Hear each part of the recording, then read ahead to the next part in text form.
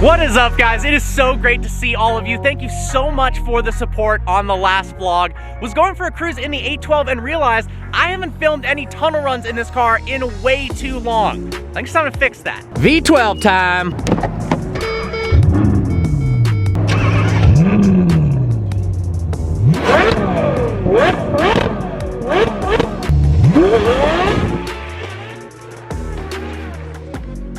There we go.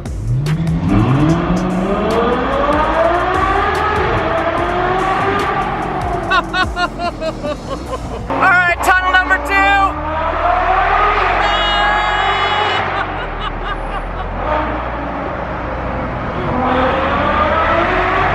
Woo! And tunnel number 3.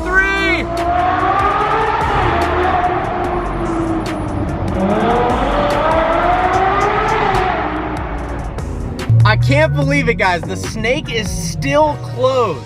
Sorry, 812, you gotta wait there. Man, I had some incredible memories at this place. 2 years ago, Malibu suffered from one of the worst fires in its history, burning down almost everything in sight, including almost my house. The fires even collapsed a section of the road on the Snake, and since then, it's been permanently closed. This road is actually called Mulholland Highway, but the Snake is a section that has some of the best twists and turns in the entire state. But honestly, my favorite part of the Snake was this parking lot right here. People would come every single day, especially on weekends, gearheads from everywhere, and chill, hang out, and talk about cars. It was such an awesome setting. There hasn't been anything like it since then. I just hope someday that it opens back up. This is actually so sad. Someone wrote RIP in the parking lot. So normally where you see road closed, that would have been the bottom entrance to the Snake. We were at the top before. But another crazy aftermath of the fire is the fact that this bridge had to be built because the old bridge burned down even though it was made of concrete and steel. It got so hot in the fire that it melted and collapsed. Absolutely wild. This is also a great spot for seeing some old classic cars, especially on the weekends. So I went and checked out the new M3 and M4 the other day with some friends, and I gotta say, in darker colors, the grille actually isn't that bad. In person, it's a lot better looking than it is online. Now, I don't like the yellow color that they launched it in, and I think the yellow really accentuates that massive grille. But on the inside, those carbon fiber optional bucket seats are so sweet. Gonna get my hands on one in the next couple of weeks to review. Really excited to drive that car. How wild is this? There used to be a Lamborghini dealership in Calabasas, and all of a sudden it became a Harley Davidson dealer. I didn't know there were that many people in this area that were into Harleys. Switching up gears a little bit in this vlog, bringing it back to the good old days of old school BMWs, thanks to my friend Josh, who's got one of the cleanest E46 M3s I have ever seen in my life. For those of you who have been with the channel since its start, I started life with an E39 BMW M5. One of my favorite cars I've ever owned, manual, naturally aspirated, rear wheel drive. Such an absolute beast for the time. The fact that it only came as a manual as a sedan was pretty badass. There's some epic videos from that throughout the years in the channel. The famous muffler delete video, starting the 5 things I hate about Trend, and then supercharging it. I had such a blast. But when I moved to California, unfortunately, I didn't have the garage space, so I had to let the car go. Since then, I have always wanted to replace it with an older BMW. Honestly, I was such a BMW fanboy in high school. It's part of the reason why I became more and more obsessed with cars.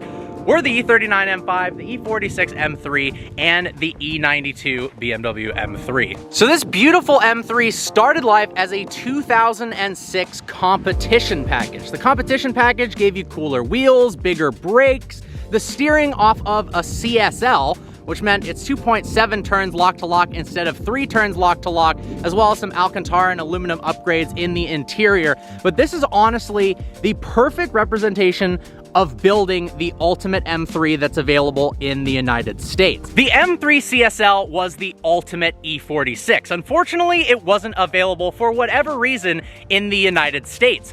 The car had updated cams, valves, intakes, and made 360 horsepower instead of this car's 333. It also weighed 220 pounds less, and it had some really cool upgrades in the interior. the suspension, had cooler wheels, and also had cooler body panels as well.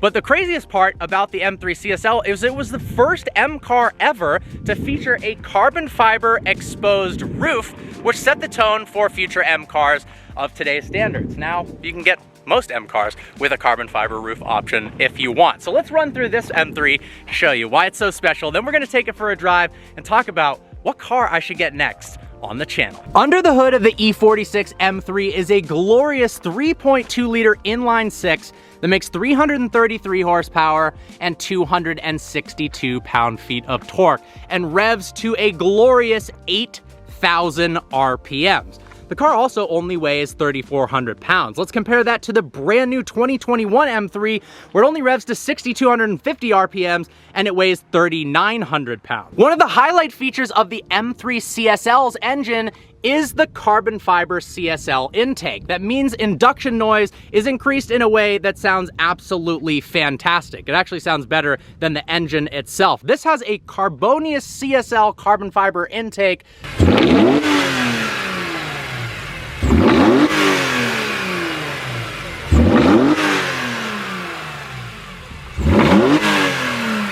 We've also got an M3 CSL front bumper that's easy to tell because it's got an extra larger intake hole on the right side of the car as opposed to having two fog lights and no intakes. Going to the side of this M3, we've got the CSL wheels. We've got upgraded Brembo brakes from a 996 Porsche 911, which I think is super, super cool. Sitting on upgraded aftermarket suspension. And then in the back, we've got that M3 CSL rear diffuser with the beautiful carbon fiber accents. Moving on to the interior of this car, Josh has kept it in such good condition, it's absolutely insane. It looks like it's brand new from the factory. We've got an M3 CSL Alcantara steering wheel with only one button on the wheel itself, and it's got a manual transmission. We'll talk more about that in a bit. And in the rear, it's got a seat delete with this aftermarket setup, so you can save some weight and practically make this into an M3 CSL. The CSL, however, was only available with the SMG transmission, which has received tons of hate throughout the years. It's actually, once you get to use it more and more and you learn the quirks of the transmission, it's not the worst transmission. It's actually kind of fun.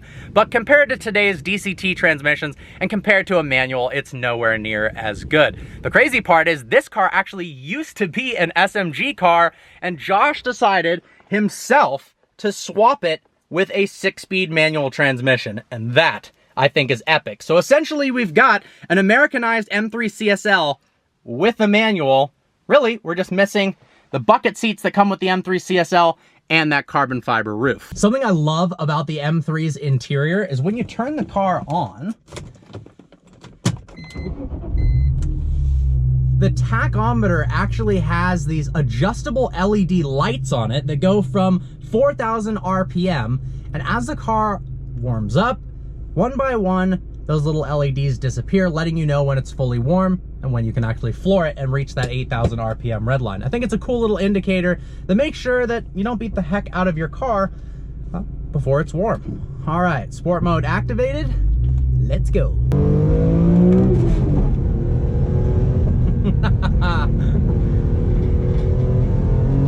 The engine in the E46 M3 has one of the smoothest power bands of any engine ever made. Once you're on the gas, it just gains speed so smoothly and predictably.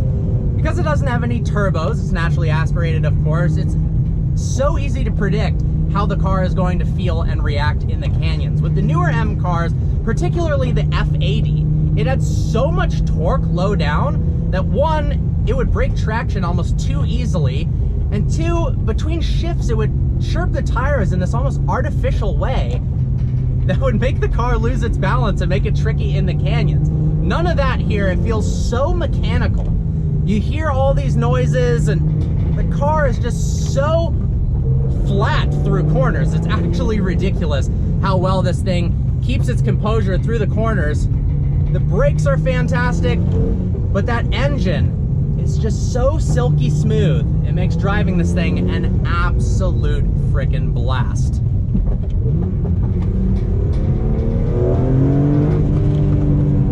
with a 0 to 60 time of 4.9 seconds. No, it's not the fastest car in the world, but man, is it fun in the canyons.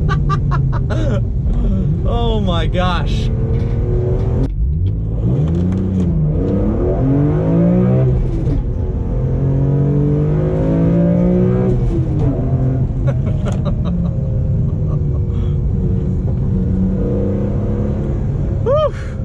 This thing is a riot.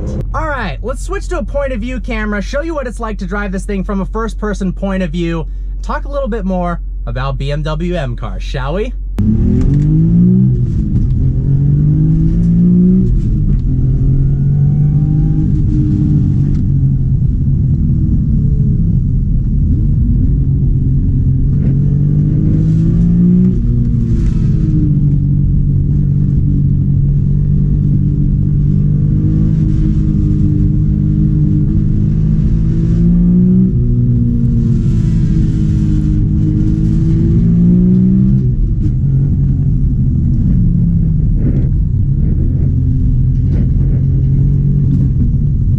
The rear seat delete does make quite a bit of noise. Josh says that he's getting an updated version that doesn't clink as much, but I am having a blast. This is bringing me back to the old days, almost feeling like I'm in high school driving my dream car right now. There's such a nostalgic feeling to these cars. They have so much more feedback in the steering and the suspension than new cars. It just feels raw and exciting and less sound deadened and less deadened in general.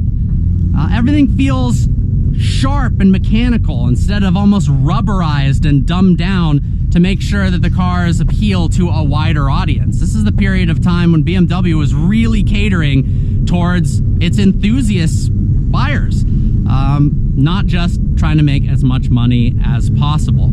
So I am curious what you guys think. Would you like to see an E46 on the channel as my next daily driver project car? Would you like to see an E39 M5 or an E90 M3? Or maybe there's something I'm totally missing. Let me know in the comment section below. I am very curious what you guys think would be an awesome addition to the channel. Not right away, but down the line, to bring something old school back to the channel, because I honestly truly miss it. And getting behind the wheel of this gorgeous car definitely makes me remember why I fell in love with BMW in the first place. And coming up shortly, I've got an M4, the new one, to review. So I'll be able to directly compare the feelings I had with this E46 with the new one, and perhaps we'll get an F80 and maybe an E92 involved as well.